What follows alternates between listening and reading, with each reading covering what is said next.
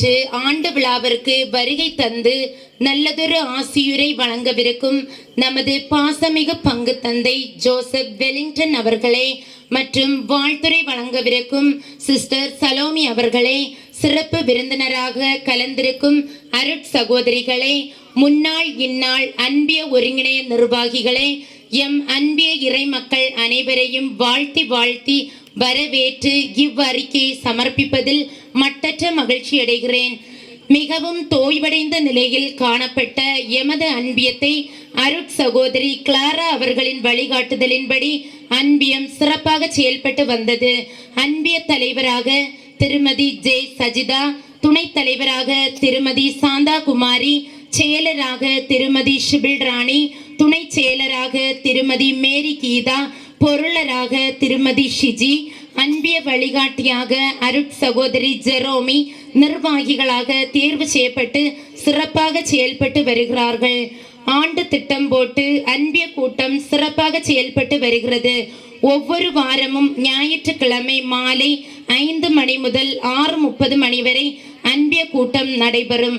இக்கூட்டமானது ஒவ்வொரு வாரமும் ஒவ்வொரு அன்பிய உறுப்பினர் வீட்டில் வைத்து நடைபெறும்.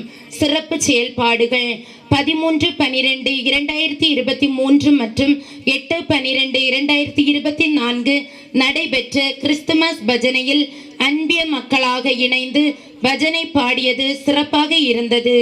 எமது அன்பியத்தில் நடைபெறும் இன்ப துன்ப நிகழ்வுகளில் அன்பிய மக்களாக இணைந்து பங்கேற்று நமது உடனிருப்பை வெளிப்படுத்த வேண்டும் என்ற தீர்மானத்தின்படி எமது அன்பிய உறுப்பினர் இறப்பு வீட்டில் அனைவரும் கலந்து கொண்டு இறைவேண்டல் செய்தோம்.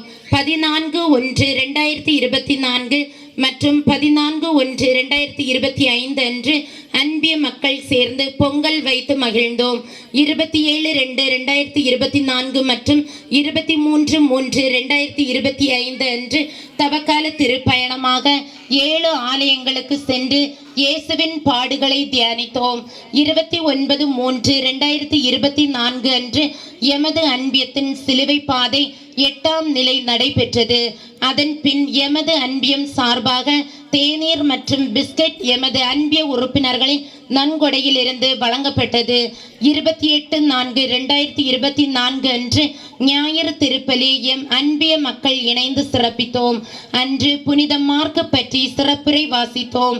20/6/2024 அன்று நமது பங்கு தந்தை அவர்களால் அன்பிய குடும்பங்கள் அன்பிய நிர்வாகிகளின் உதவியால் சந்திக்கப்பட்டது.